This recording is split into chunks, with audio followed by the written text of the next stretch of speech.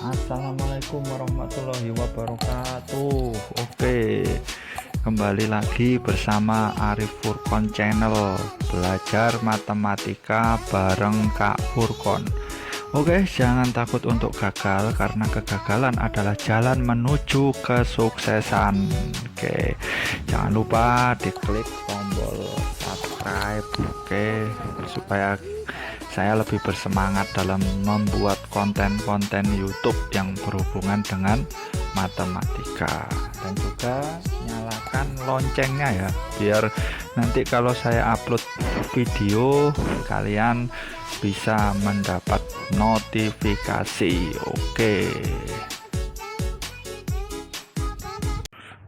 Oke, assalamualaikum guys. Ini kita jumpa lagi ya bersama Arya Furkon Channel. Oke. Before we open our lesson, let's read basmalah ya kan. Bismillahirrahmanirrahim. Oke, pada pertemuan ini kita akan mencoba ya kan memahami proyeksi skalar dan proyeksi vektor ya kan, ortogonal. Langsung saja, nggak pakai lama ya. Oke. Jadi yang pertama itu ada definisi istilah. Jadi definisi istilah ada beberapa hal yang harus kalian ketahui. Yang pertama adalah proyeksi. Proyeksi itu apa sih? Proyeksi itu adalah cara pandang objek dalam ruang dimensi 3 dalam gambar di ruang dimensi 2. Jadi kalau kita menggambarkan dimensi 3 itu kita kesulitan, makanya kita coba gambar dinyatakan dalam dimensi 2 gitu ya. Kemudian ada skalar, gampang ya, besaran yang hanya memiliki besar saja, tidak memiliki arah. Vektor memiliki besar dan arah. Ortogonal itu merupakan salah satu jenis proyeksi, di mana bidang proyeksinya terletak tegak lurus dengan proyektornya sendiri. Jadi perlu diperhatikan proyeksi itu ortogonal itu merupakan salah satu saja jenis proyeksi. Jadi jenis proyeksi itu ada banyak sebenarnya, tapi yang dipelajari itu yang di SMA itu cuma proyeksi yang ortogonal. Lanjut, poin yang kedua itu ada proyeksi skalar ortogonal dan proyeksi vektor ortogonal. Jadi simpel saja sih itu pelukisannya. Jadi kalau kita melukiskan proyeksi itu seperti apa sih? Jadi harus ada dua vektor ya kan. Jadi katakanlah yang pertama misalkan ada vektor A. Ini vektor A. Kemudian ini vektor B. Jadi dua vektor ini sudah ada sih gambarnya. Jadi kalian tarik garis tegak lurus ya ini. Nah, ini tegak lurus. Jadi yang dinamakan proyeksi A terhadap B, ini sudutnya ya, itu adalah yang ini. Nah, ini C. Itu proyeksi. Begitu juga sebaliknya, kalau B terhadap A ya B-nya yang di atas, A-nya yang di bawah. Itu ada beberapa rumus yang harus kalian pahami ya kan. Yang pertama proyeksi skalar ya kan. Pokoknya fokusnya itu pada apa ya kan. Jadi kalau pada B ya yang dicari panjangnya B. Jadi kalau skalar itu disimbolkan C, ada kayak pagar itu panjang C ya, A dot B dibagi panjang B. Kemudian kalau proyeksi vektor itu tidak ada pagarnya ya kan, jadi vektor. Jadi hasilnya berupa vektor. Jadi sebenarnya itu rumusnya ya, A dot B dibagi panjang B kuadrat dikalikan vektor B gitu ya. Jadi sebenarnya kalian itu hanya fokus pada skalar atau vektor gitu. Jadi ortogonalnya nggak usah diurusi sih sebenarnya. Jadi ini skalar atau vektor? Skalar berarti pakai rumus skalar. Ini vektor berarti pakai rumus vektor gitu. Gampang sekali ya guys. Lanjut sekarang. Nah, ini selain istilah tersebut dan rumus-rumus itu, ternyata ada rumus-rumus yang diperlukan. Ini semacam materi prasyarat buat kalian untuk dapat mengerjakan subbab ini ya kan. Jadi ini materi prasyarat itu jika ada suatu vektor ya. Jadi perlu kalian ketahui, jadi penyataan suatu vektor itu ada beberapa macam ya. Bisa pakai IJK boleh ya kan, pakai dalam basis juga boleh, pakai vektor kolom juga boleh. Jadi sembarang ya rek. Jadi suka-suka sih sebenarnya. Jadi A dot B sama dengan, itu ada dua rumus A dot B, bisa pakai rumus panjang dan sudut. Panjang A dikali panjang B dikali cos theta. Oke. Bisa pakai perkalian juga bisa, Rek. Jadi langsung A1 kali B1 plus A2 kali B2 plus A3 kali B3. Jadi langsung itu. Kemudian ada rumus mencari panjangnya vektor. Wah, ini sudah hafal mungkin anak-anak. Jadi akar ya, di akar terus dikuadratkan dan ditambah nanti. Itu ya. Oke, lanjut sekarang poin yang terakhir itu adalah contoh soal. Oke, contoh soal. Itu ada sebuah vektor ya kan? Vektor A 2i plus 3j plus 4k dan vektor B 2i min 2j plus k. Jadi kalau saya sih lebih enak menuliskan gini. Coba kita ganti halaman dulu, next page.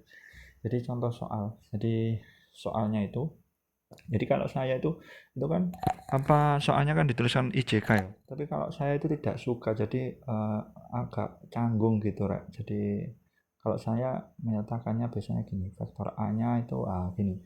Berarti 2i plus 3j plus 4k itu berarti 2, 3, 4. Gini, Rek. Jadi lebih enak. Kemudian ada vektor B 2i min 2j plus k, itu tak nyatakan juga vektor B-nya itu gini, Rek.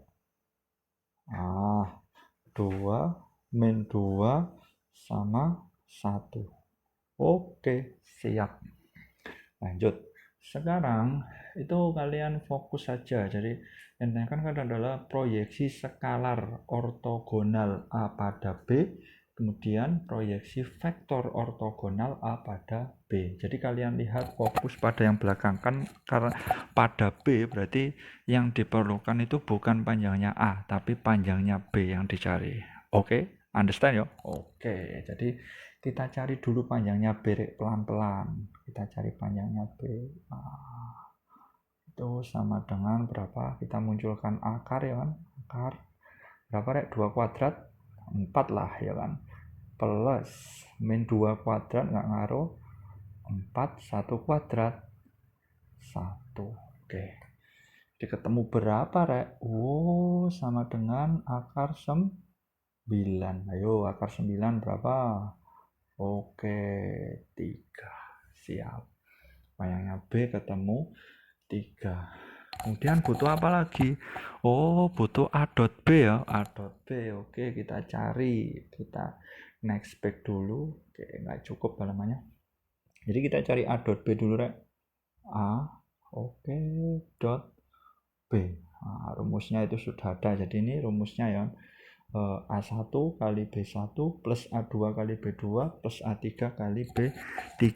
Mengapa kita gunakan rumus ini? Ya karena kita tidak tahu sudutnya itu berapa ya kan. Jadi misalkan ada soal ada sudutnya, ya kita pakai sudut. Jadi kalau biasanya ada sudutnya itu vektornya itu belum sempurna. Artinya biasanya ada variabelnya yang harus dicari gitu. Jadi langsung saja A dot B nya berarti 2 kita kalikan 2 ya kan. 2 dikali 2. Oke, lanjut. Plus plus berapa? 3 dikali min 2. Oke, 3 kali min 2 plus lagi, mantap, 4 dikali 1. Oke, lanjut. Berarti nanti hasilnya 2 kali 2 berapa, Rek? Oke, 4 min 6 plus 4. Oke, jadi ketemu berapa? Ketemu 2. Oke, jadi nanti ini sudah tahu semua ya. Jadi kita sudah tahu semua. Kita lihat halaman sebelumnya ya. Jadi panjang B nya tahu berapa, Rek? 3 ya. Oke, panjang B nya tahu 3, kemudian A dot B nya tahu 2, sehingga kita tinggal langsung masuk ya kan. Oke, next page. Jadi pertanyaan yang A dengan sangat mudah ya kan, kita bisa menjawab ya kan. Jadi posisi skalaar berarti kan tadi lambangnya tuh kayak ada pagar gini ya. A pada B berarti apa, Rek? A dot B dibagi dengan panjang B. Oke, A dot B nya tadi ketemu berapa, Rek? Oke, 2, panjang B-nya ketemu 3. Oke. Oke, the answer is 2/3 ya. Oke, 2/3. Oke, siap. Nah, ayo. Kemudian lanjut yang B juga sama sih, cuma yang ditanyakan itu adalah proyeksi vektor. Berarti nanti hasilnya berupa apa, Rek? Berupa vektor dong. Oke, next back. Oke, pertanyaan yang B kita jawab dengan mudah juga, ini tanpa pagar ya, Rek. Jadi nanti proyeksi vektor. Rumusnya apa tadi? A, oke, dot B dibagi dengan panjang B tapi dikuadratkan dikali vektor B. Itu ya. Berarti langsung tinggal masuk rumus, Rek. A dot B-nya tadi kan berapa, Rek? 2. Panjang B kuadrat. Loh, panjang B-nya tadi berapa, Rek? Oh, 3. Berarti 3 kuadrat langsung. 9. Vektor B-nya kita tulis. Itu ada berapa, Rek? 2. Oke ya. Min 2. Oke. Yang terakhir adalah 1K. Oke. Nah, kalau sudah berbentuk kayak gini itu gampang sekali, Rek. Jadi very easy ya kan. Jadi setiap unsur kalian kalikan dengan yang di luar itu. Yang di luar kan 2/9. Berarti 2/9 dikali atas, dikali tengah, dikali bawah. Jadi hasilnya tetap berupa vektor gitu. Jadi langsung aja. Jadi nanti panjang proyeksinya itu langsung ya. Jadi ini kembali lagi, ini 2/9 kali 2 berapa, Rek? 4/9. 4/9. Oke. Kemudian itu ada 2/9 kali min 2 berapa, Rek? Oke, jadi nanti ini min 4/9. Yang terakhir 2/9 kali 1 berapa, Rek? 2/9. Ini jawabannya. Jadi 4/9 min 4/9 2/9. Atau jadi kalau di opsi tidak ada ini jawabannya, ya berarti bisa dinyatakan dalam IJK. Nyatakannya gimana ya? Sama sih, berarti sama dengan 4/9 apa, Rek? I ya. Jadi nanti min 4/9 J plus 2/9 K. Ini gampang ya. Oke, gampang sekali. Berarti the answer is 4/9 I min 4/9 C plus 2/9 K. Jadi sama aja. Jadi pernyataan vektor itu ya sama aja. Jadi bisa dalam itu, bisa dalam itu. Oke, saya kira cukup ya kan untuk pertemuan video kali ini ya kan. Jadi oke, jangan lupa tetap belajar ya kan, belajar dan beribadah tentunya. Karena kita hidup di dunia ini ya tugasnya ya hanya beribadah ya, dan terus belajar dan terus belajar hal-hal yang positif bagi kalian semua. Oke, semoga bermanfaat ya video ini, khususnya ini untuk anak kelas 10 ya yang akan menghadapi PAS, bisa belajar di sini ya kan. Jadi pasti sangat bermanfaat sekali ya kan. Kemudian kalau ada katakanlah ada tanya soal mau bahas apa ya kan, mau minta dibahaskan apa, kalian tulis saja di kolom komentar, dan jangan lupa ya tetap kalian subscribe ya kan, dan bunyikan loncengnya supaya saya lebih semangat dalam membuat konten-konten YouTube yang berkaitan dengan matematika. Oke guys, thanks for your attention yo. Wassalamualaikum warahmatullahi wabarakatuh.